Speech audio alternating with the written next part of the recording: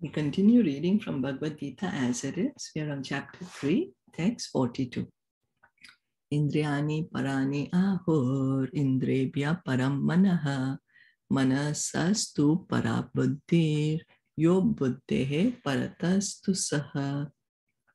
Translation and purport by His Divine Grace A.C. Bhaktivedanta Swami Srila Prabhupada. The working senses are superior to dull matter. Mind is higher than the senses. Intelligence is still higher than the mind. And he, the soul, is even higher than the intelligence. So we have been hearing that who is our sinful and the most sinful enemy is our lust. Then Krishna tells there are 3 degrees of this lust. Then Krishna also tells where is this lust situated. He said it's in the mind, in the senses, and in the intelligence. Then yesterday we heard Krishna is telling that first of all, control your senses. Then it will be easy to curb this lust. So now what he's explaining, so all this is knowledge, all this is gyan that Krishna is giving us. So then now Krishna is saying that working senses are superior to dull matter. So these senses that we have, our hands, legs, voice, these are our senses. And then what is dull matter? You know, things which are made of earth, water, fire. We see everywhere we see matter. The chair is made of dull matter, or our possessions even, our bags, our clothes, our house. All that is made of dull matter, earth, water, air, fire, ether, different combinations of these things. So the working senses are superior. Then Krishna is saying, mind is higher than the senses. So higher than our eyes, ears, nose, hands, legs is our mind. And then mind, what do we do with the mind? We have the function of the mind is thinking, feeling, and willing. Oh, I think I'm going to do this. Oh, I'm feeling like this. Oh, I'm going to do this. All that is the mind. And intelligence is higher than the mind. Intelligence is what helps us decide, okay, to help us make a choice, you know. That's why they say, oh, use your intelligence to make the correct choice. It helps us to choose, should I do it and should I not do it? The intelligence. And the soul is higher than the intelligence. So we are the soul. We are the living entity inside this body, which is made up of the senses, the mind, the intelligence. We are the soul. And the soul is higher than the intelligence. So the senses are different outlets for the activities of lust. Lust is reserved within the body, but it is given vent through the senses. Lust is reserved within the body. We heard lust is in the senses, the mind, and the intelligence. But how do we express that lust, or how do we try to fulfill that lust? Is through our senses, through our eyes, ears, nose, tongue. And what is lust? Any desire to enjoy separate from Krishna. That is lust. Oh, we might say, no, I'm not lusty. I'm not lusty. But the very fact we have this material body, you know, we have this body here. Why do we have this body? We are the soul. Why do we have this body? It's because we had a desire to enjoy separate from God. We wanted to be God ourselves.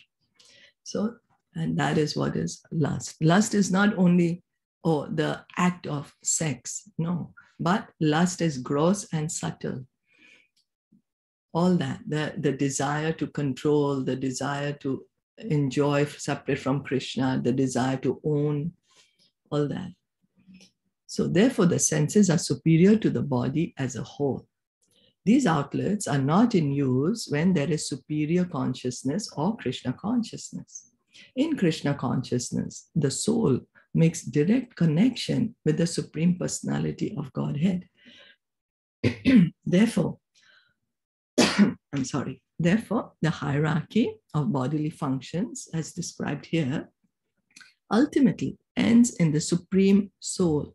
So we are the soul. We are not our mind. We are not the intelligent. We are a separate identity We are the living entity inside this dead body.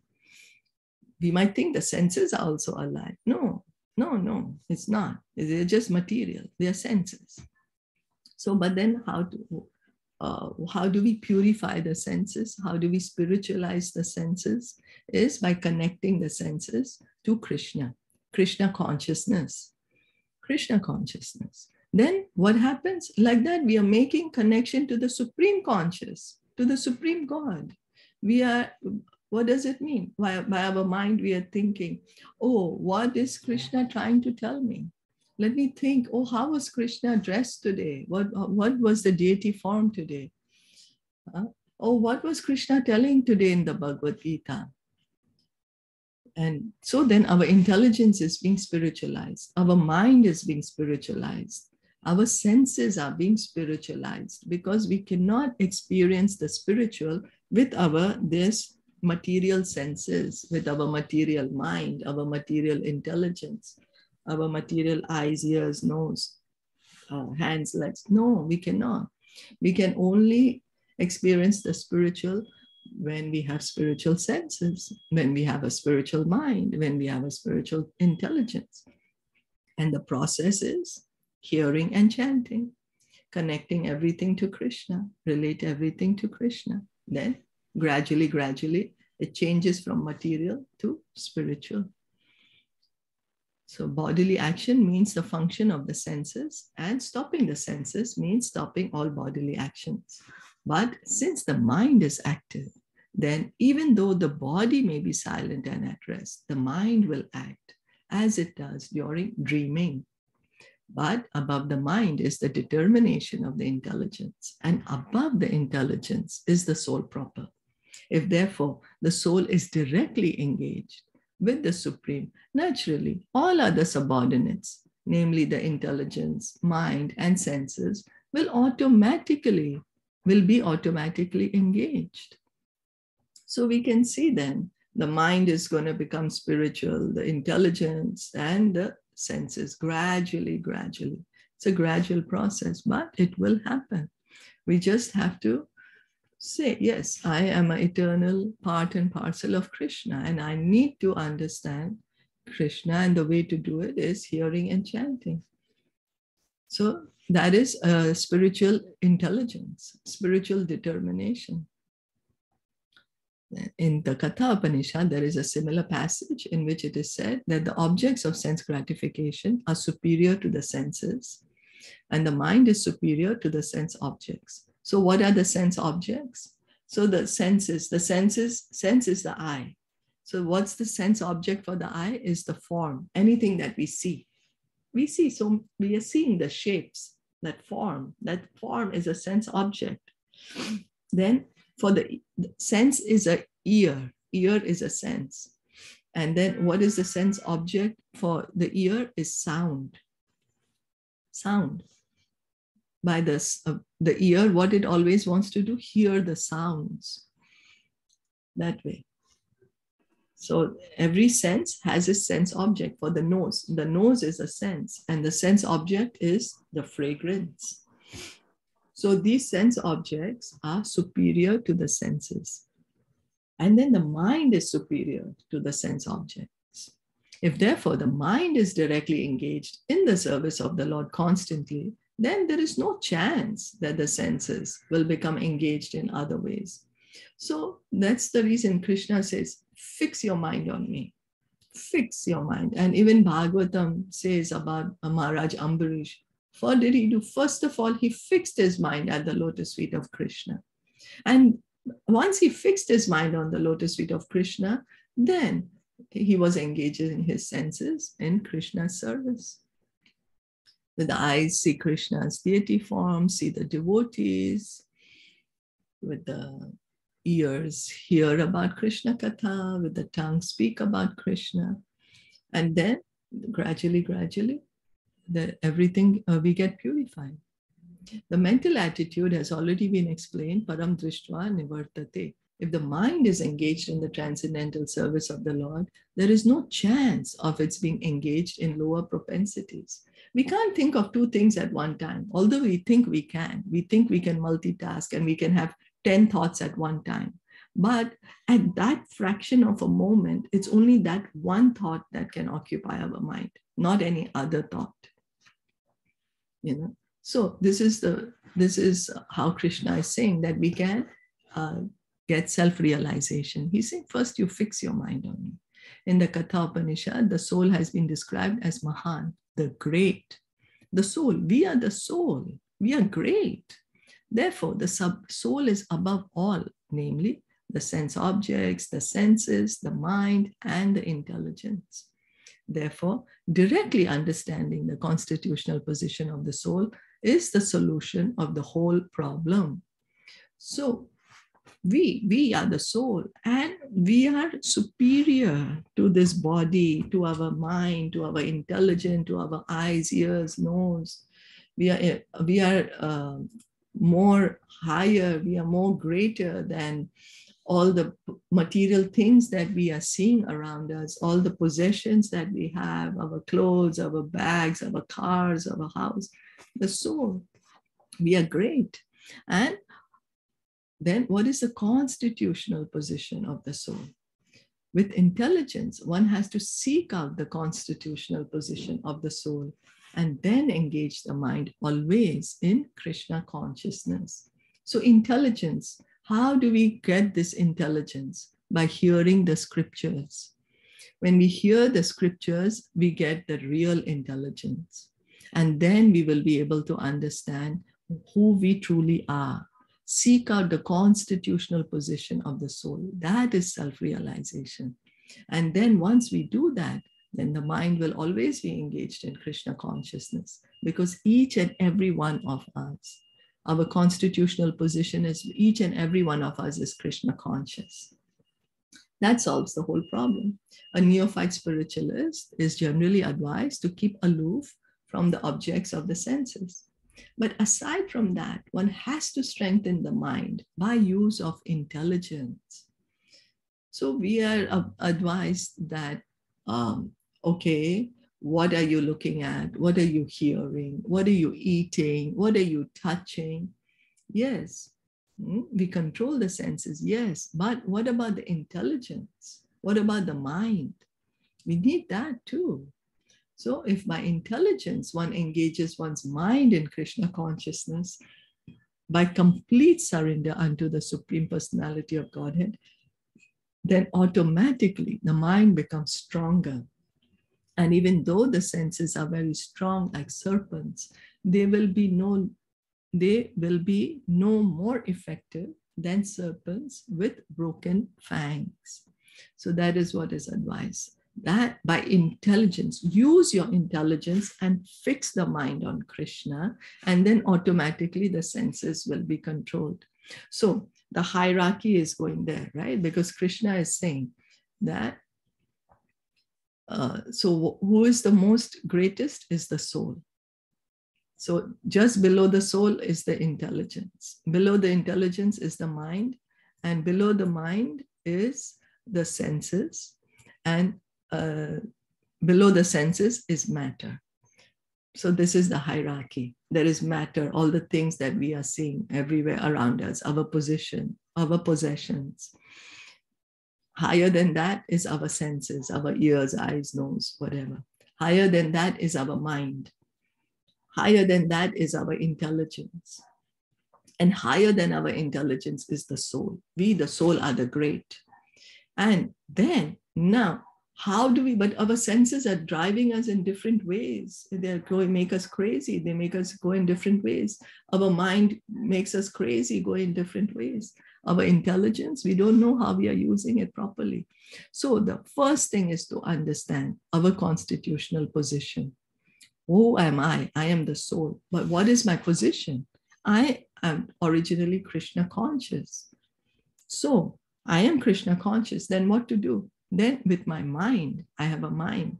And then I have intelligence. So the intelligence.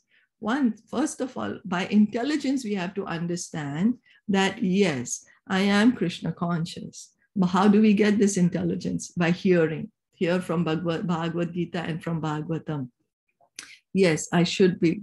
That is my constitutional position.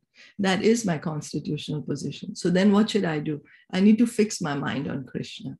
And then once my mind is fixed on Krishna, then automatically my senses will be fixed on Krishna. Automatically I will engage the senses in Krishna's service.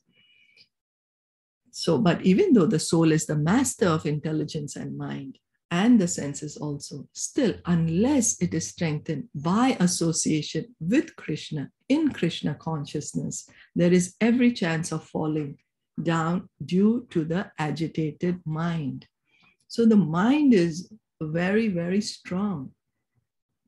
The mind is very strong. And so how to keep it under control? It has to be strengthened by association with Krishna in Krishna consciousness. What does that mean? Regularly hearing and chanting. Regular hearing from Bhagavatam, Bhagavad Gita, and chanting the Hare Krishna Maha Mantra. And this is the way we can get self-realization, be situated in our true position. Is that okay?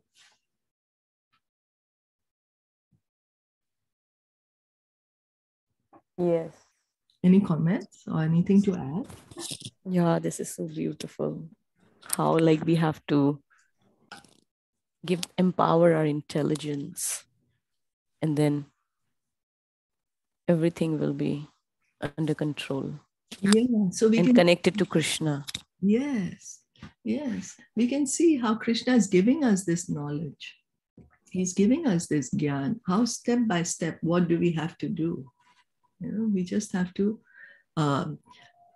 hear with attention and submission and follow his instruction, what he's saying.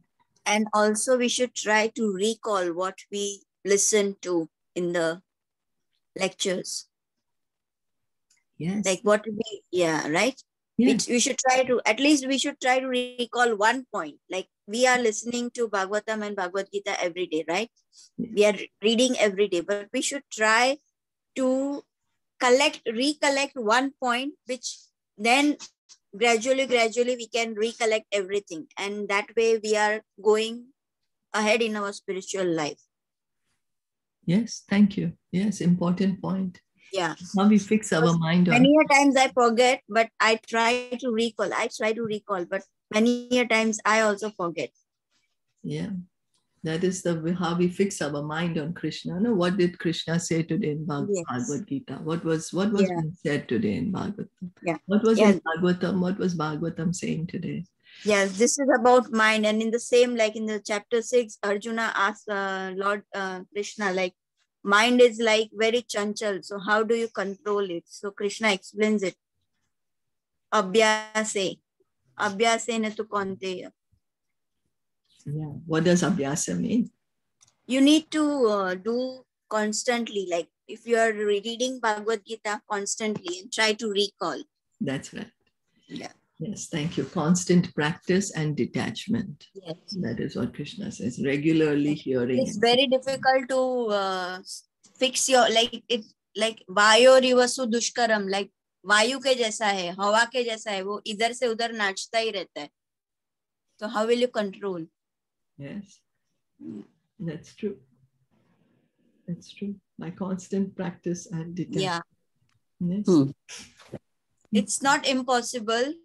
It's difficult, but not impossible. Yeah.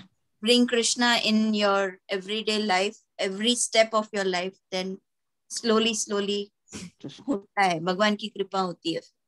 Yeah. Because Krishna dekhte hain ki how much are we interested? Are we actually interested to find the कुछ भी कर रहे हैं, कुछ भलाई का भी काम कर रहे हो तो भगवान इंटेंशन देखेंगे, उसका इंटेंशन क्या है? Yeah. नियत साफ होनी चाहिए. Yeah. Same जैसे एक पेरेंट देखता है कि वो चाइल्ड बहुत कोशिश कर रहा है, बहुत अपने मेहनत कर रहा है, बहुत what do you say, trying the best, so the parent automatically wants to help the child, you know. So like that, Krishna helps us. He sees our sincerity and he helps. So Shri Krishna Chandra Bhagavan ki jai. Bhagavad Gita ki jai, Shila Prabhupada ki jai, Gaur Premanande, Hari Bol, Hare Krishna. Thank you so much for joining in and listening in today. Thank you. Hare Krishna.